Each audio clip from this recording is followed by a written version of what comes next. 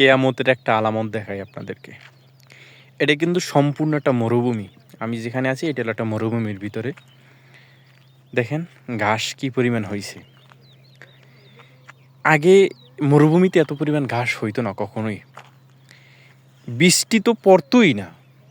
এখন সৌদি আরবে মোটামুটি ভালো বৃষ্টি পড়ে এবং এই যে মরুভূমিতে ঘাস দেখছেন, এখানে যদি উট বা গরু মানে ছাড়িয়ে দেয়, ও আজীবন খাই দিতে পারবে, এতে ঘাসের শর্ট পড়বে না। কি বলছে বুঝছেন? তো এটা হলো কেয়ামতের একটা আলামত।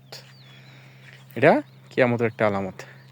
আমি কিন্তু একটা মরুভূমির মধ্যে দাঁড়াই আছি, আর এই পাশে যে দেখতেছেন এটা একটা খেজুরের বাগান। এই যে গাছগুলো ওই পাশে খেজুর গাছ বড় বড়, আর ওই পাশে ওই যে দেখতেছেন ওই পাশেও খেজুর গাছ।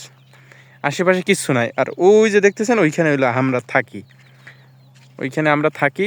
সূর্য অস্ত যাইতেছে একদম বিকেল টাইম আর কি। পরিবেশটা সুন্দর বিকেলবেলা, তবে রাত্রে না। কি বলছি বুঝছেন? রাত্রেও না, দুপুরেও না, খাকা খাকা করে, মাথার তালু ফাইটে যেতে চাই রোদে। কি বলছি বুঝছেন?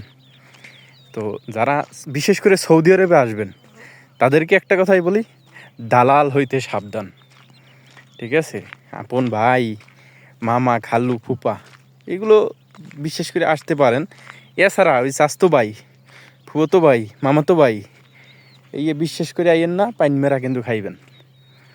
কি বলছি বুঝছেন? পাইন মেরা খাইবেন।